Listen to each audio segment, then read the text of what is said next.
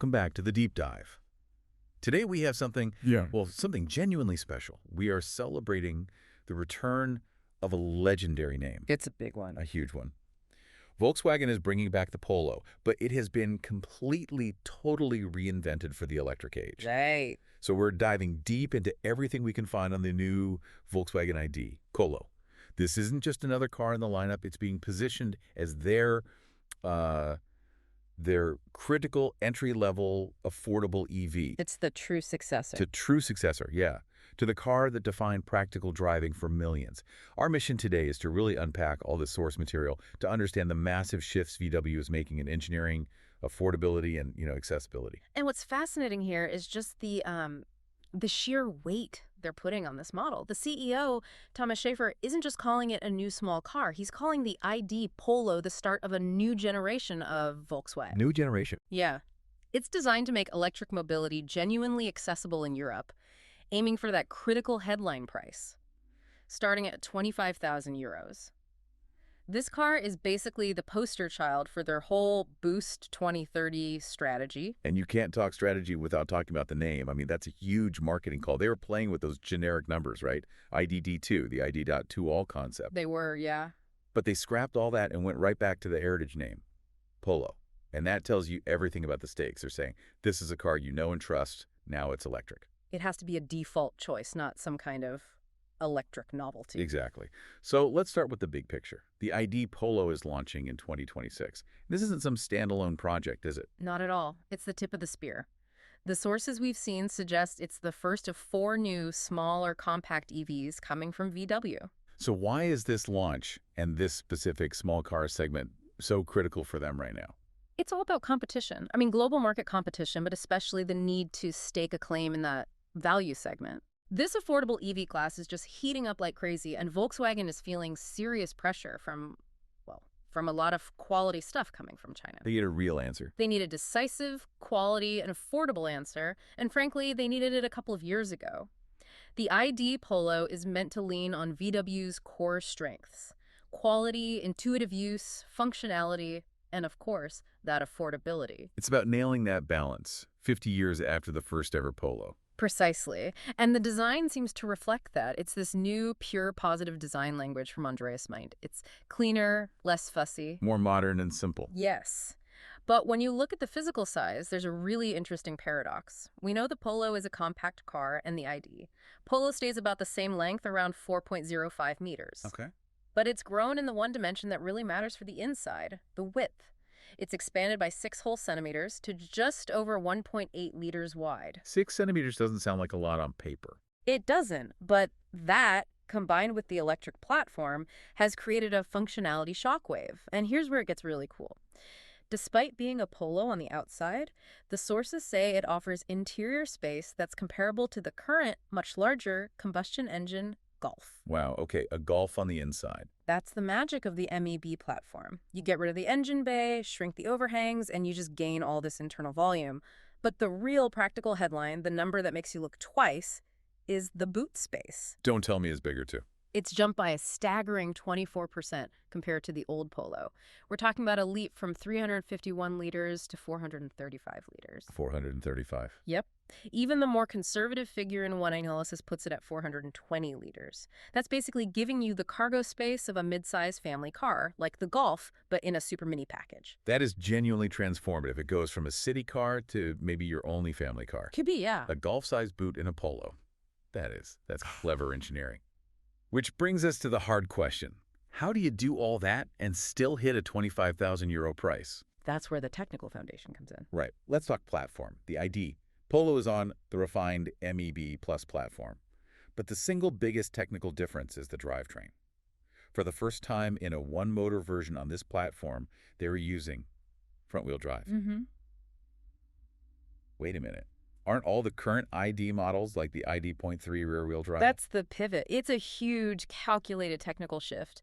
They are deliberately breaking from that RWD setup of their current EVs to meet the cost and space demands of this entry-level car. So this is purely about efficiency and cost. Purely. The sources are really clear on this. Using FWD here reduces complexity, it uses fewer components, and critically, it helps keep the weight down to around 1,500 kilograms. Lighter, simpler, cheaper. All crucial ingredients for hitting that 25,000 euro target and for getting that giant boot. And for the average buyer, FWD is just more familiar.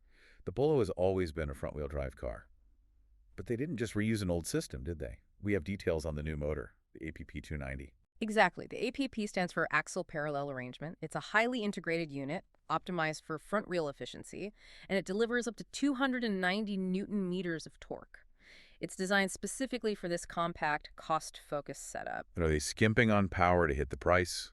What are the performance specs? No, not at all. They're launching with 3 distinct power outputs, which is great for choice. You get an entry level at 85 kilowatts, that's about 116 horsepower. Okay, standard stuff. Then a mid-range at 99 kilowatts or 135 horsepower. And then a surprisingly punchy top model with 155 kilowatts. 155. Yeah. That's 211 horsepower.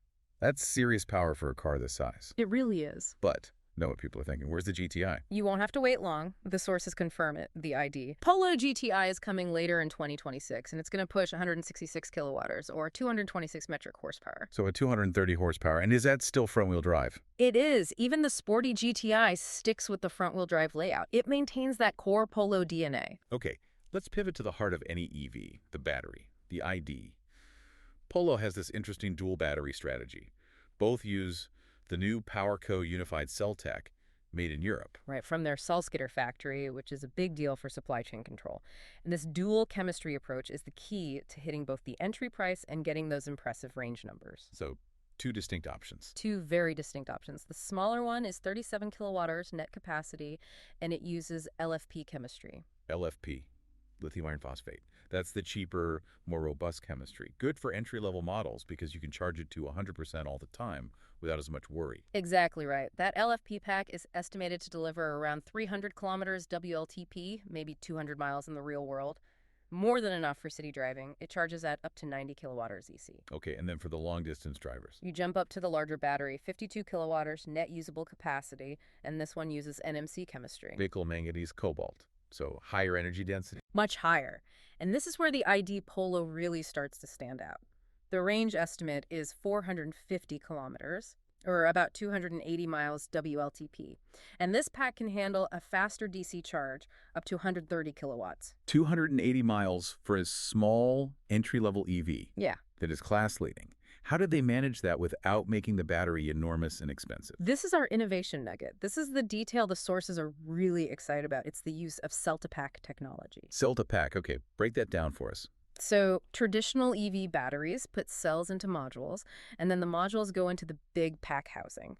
Those module housings are just redundant weight and volume. Wasted space. Exactly. By getting rid of the modules and putting the cells directly into the pack structure, they gain about a 10% increase in energy density. Wow, 10%. And that 10% boost is the difference between a decent 250-mile range and the class-leading 280-mile range we're seeing here. So, I'm getting this right. They engineered the battery to take up less space while holding more power, which lets the car stay compact but get that huge range, all while keeping costs down with the 2 different chemistries. That is an incredibly sophisticated solution for what's supposed to be an entry-level car. And the charging speed is still good. Oh, absolutely. Both batteries can go from 10 to 80% in under 30 minutes. The larger 52 kilowatt pack is especially quick. It can do that 1080 charge in as little as 23 minutes. That's very convenient. Okay, let's talk about how it actually drives. What's the feedback from the prototypes? The consensus seems to be very grown-up, confident, but also zippy and fun. That's a good combo. It seems they focused a lot on the tuning. They know Polo buyers expect a certain feel, so they've tuned the electric platform to mimic that familiar combustion car sensation. What about the suspension? It's a pretty standard setup for this class. McPherson struts up front, interconnected wheels at the rear, but one little detail that stood out on the road tests was the attention they paid to the sound. The ID.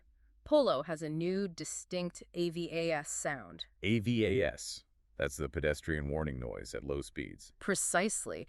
And the fact they designed a new sound for it shows they're treating this car as its own thing within the ID family, giving it a unique audio signature. And what about regenerative braking? It's variable, tied to the drive mode, and it includes a B mode for proper one-pedal driving, which a lot of EV drivers love. One source did note that it doesn't seem to have paddle shifters for regen, suggesting they went for a simpler, more intuitive system. Keeping it easy to use, which makes sense for the Polo. Now, they're not just democratizing the powertrain, but the assistance systems too, The sources mention the democratization of innovations. Yes, the enhanced travel assist system is a big part of that. It includes assisted steering, acceleration, braking, and even assisted lane changes on the motorway. That's high-end tech for an entry-level car. It is. It really raises the question of how they can pack all that intelligence in and still hit the price point. A tough balancing act. Yeah. But what's the most surprising feature they're including in that software? The highlight, for me, is the inclusion of traffic light and stop sign recognition in the travel assist system. That is a genuinely high-level feature. The car can recognize the light, slow down, stop, and then start again on its own. In an entry-level car. In an affordable super mini. It's a massive statement about what drivers should expect from any modern EV, no matter the price. It just elevates the whole class. That is the perfect way to wrap this up. Our mission is definitely accomplished. The new ID.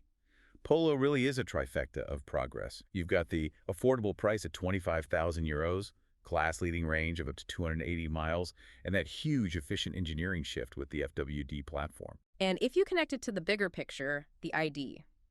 Polo is VW's decisive answer to the affordable EV challenge. They've combined real, practical space, that golf-sized boot, with advanced tech like cell-to-pack. This really sets the foundation for their whole entry-level lineup, like the ID Cross and the smaller ID.1. So here's the thought we want to leave you with. Given the Polo's history as the default, reliable, small car for decades, and the promise of a rapid 226 horsepower GTI version coming, is the ID. Polo finally feuds. The car that convinces the millions of combustion engine drivers, the people who've held out because of cost or complexity, to finally make the switch to electric. It checks all the boxes. It really does. That's the ultimate test for this car. Thank you so much for joining us for this deep dive into the ID Polo source material. We really enjoyed digging into these knowledge nuggets and sharing them with you. And to make sure you never miss an essential piece of knowledge from the stacks of articles we go through, be sure to follow the channel and stay tuned for our next exploration. We'll see you soon.